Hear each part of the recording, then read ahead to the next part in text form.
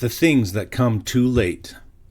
Time seems a grim old humorist with a fondness for afterthoughts. The things that come too late are part of his sarcasm. Each generation is engaged in correcting the errors of its predecessors and in supplying new blunders for its own posterity to set right. Each generation bequeaths to its successor its wisdom and its folly, its wealth of knowledge and its debts of error and failure. The things that come too late thus mean only the delayed payments on old debts. They mean that the world is growing wiser and better, truer, nobler, and more just. It is emerging from the dark shadows of error into sunshine of truth and justice. They prove that time is weaving a beauteous fabric from the warp and woof of humanity, made up of shreds and tangles of error and truth.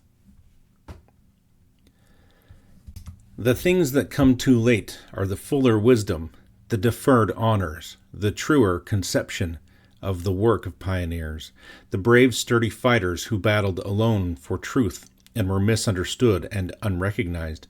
It means the world's finer attitude towards life. If looked at superficially, the things that come too late make us feel helpless, hopeless, pessimistic. If seen with the eye of deeper wisdom, they reveal to us the grand evolution march of humanity towards higher things. It is nature's proclamation that, in the end, right must triumph, truth must conquer, and justice must reign. For us as individuals, it is a warning and an inspiration, a warning against withholding love, charity, kindness, sympathy, justice, and helpfulness, till it is too late. An inspiration for us to live ever at our best, ever up to the maximum of effort, not worrying about results, but serenely confident that they must come.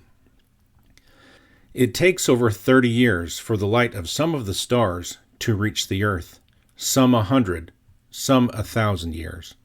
Those stars do not become visible till their light reaches and reacts on human vision. It takes an almost equal time for the light of some of the world's greatest geniuses to meet real, seeing eyes. Then we see these men as the brilliant stars in the world's gallery of immortal great ones. This is why contemporary reputation rarely indicates lasting fame.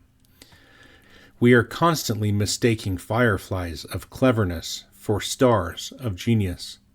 But time brings all things right. The fame, though, brings no joy or encouragement or inspiration to him who has passed beyond this world's lights and shadows. It has the sadness of the honors that come too late, a touch of the farcical mingled with its pathos. Tardy recognition is better than none at all. It is better, though late, than never. But it is so much truer and kinder and more valuable if never late. We are so inclined to send our condemnation and our snapshot criticisms by express, and our careful, honest commendation by slow freight. In October 1635, Roger Williams, because of his inspiring pleas for individual liberty, was ordered by the General Court of Massachusetts to leave the colony forever. He went to Rhode Island, where he lived for nearly 50 years. But the official conscience grew a little restless, and a few years ago, in April 1899, Massachusetts actually made atonement for its rash act. The original papers, yellow, faded, and crumbling, were taken from their pigeonhole tomb, and, by an ordinary motion, made seconded and adopted. The order of the banishment was solemnly annulled and repealed, and made of no effect whatever. The ban under which Roger Williams had lain for over 260 years was lifted, and there was no reason now, according to the law, why Roger Williams cannot enter the state of Massachusetts and reside therein. The action was to the credit and honor of the state. It was right in its spirit, and Roger, being in this spirit for more than 2 centuries, may have smiled gently and understood, but the reputation was really over-delayed. The mistakes, the sin and folly of one age may be partially atoned for by a succeeding age, but but the individual stands alone. For what we do and for what we leave undone, we alone are responsible. If we permit the golden hours that might be consecrated to higher things to trickle like sand through our fingers, no one can ever restore them to us. Human affection is fed by signs and tokens of that affection. Merely having kindly feelings is not enough. They should be made manifest in action. The parched earth is not refreshed by the mere fact of water in the clouds. It is only when the blessing of rain actually descends that it awakens to new life. We are ready to say, "He knows how much I think of him," and to assume that as a fitting substitute for expression. We may know that the sun is shining somewhere and still shiver for lack of its glow and warmth. Love should be constantly made evident in little acts of thoughtfulness, words of sweetness and appreciation, smiles and handclasps of esteem.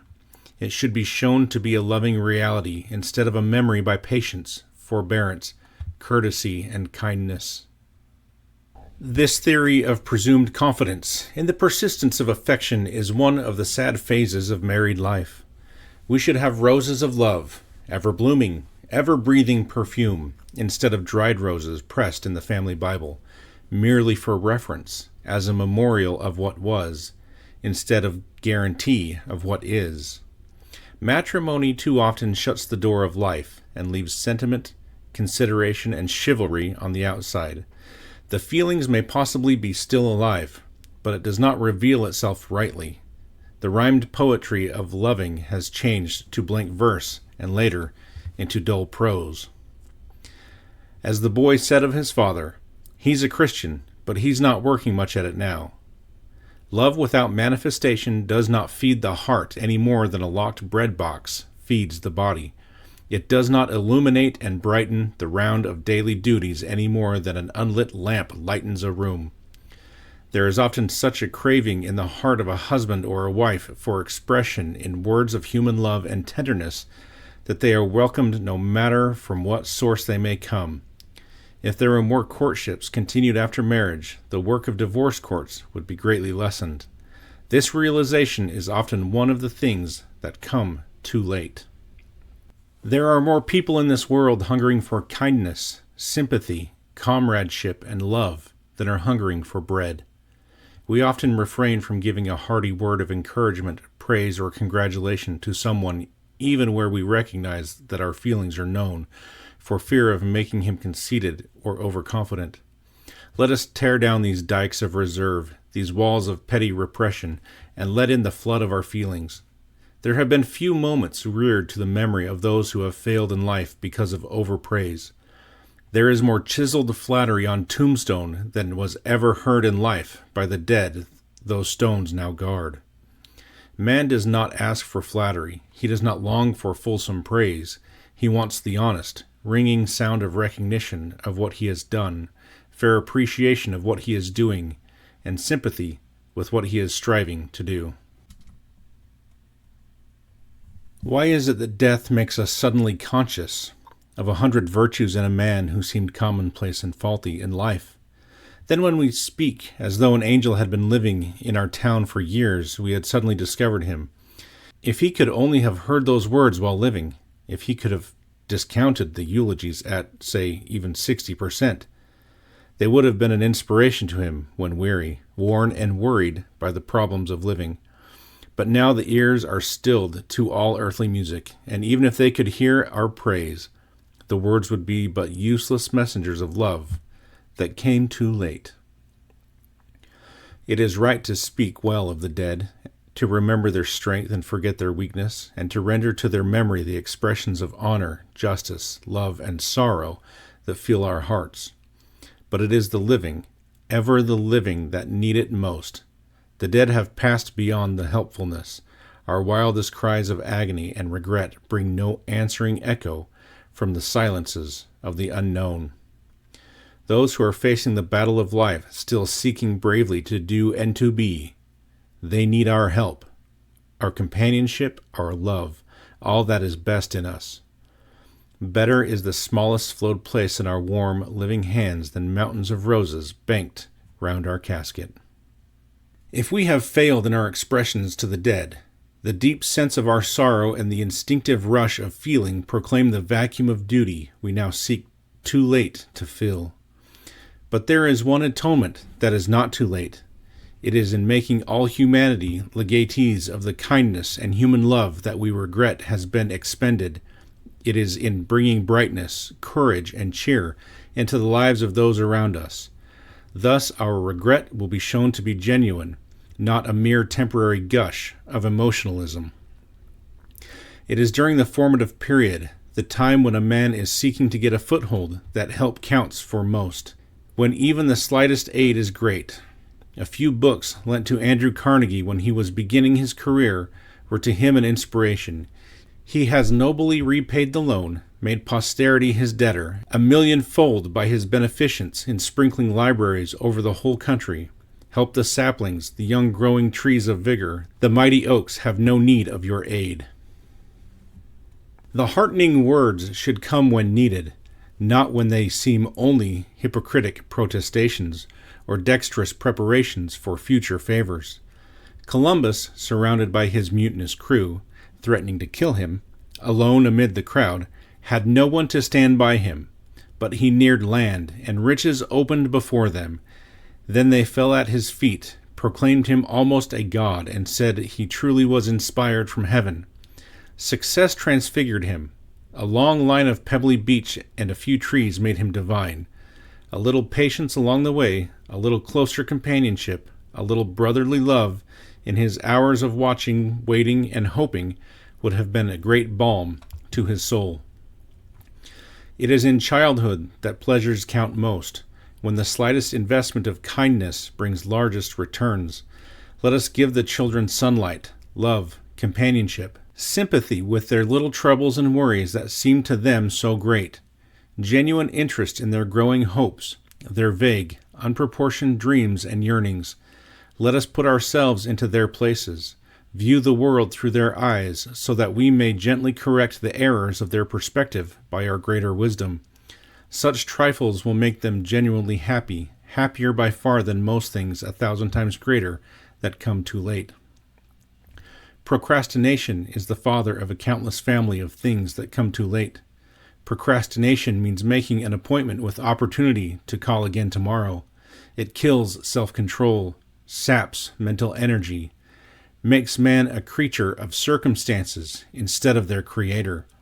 There is one brand of procrastination that is a virtue. It is never doing today a wrong that can be put off till tomorrow, never performing an act today that may make tomorrow ashamed.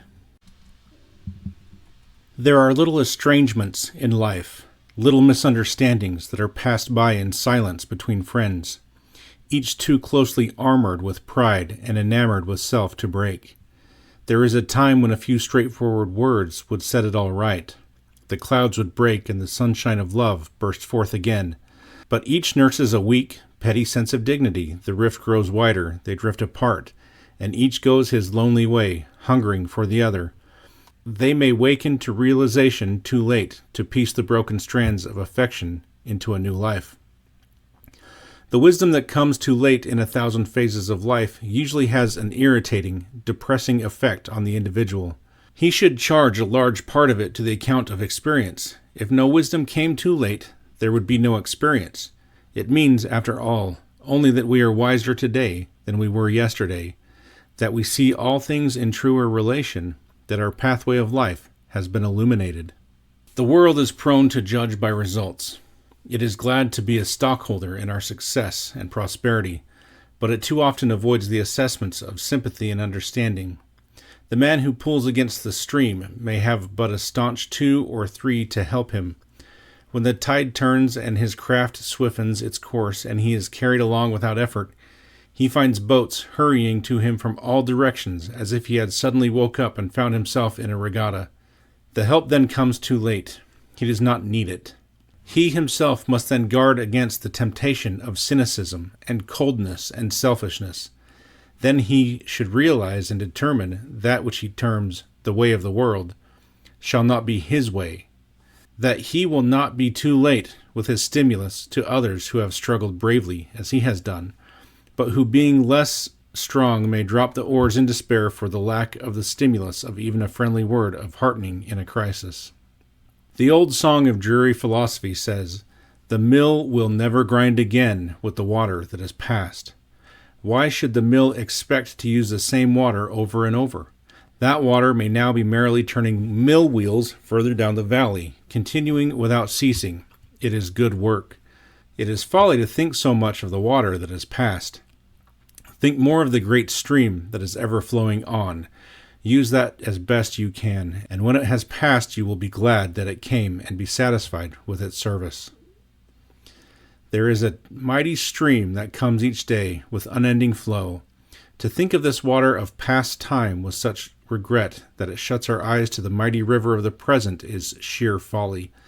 Let us make the best we can of today in the best preparation for tomorrow. Then even the things that come too late will be new revelations of wisdom to use in the present now before us and in the future we are forming.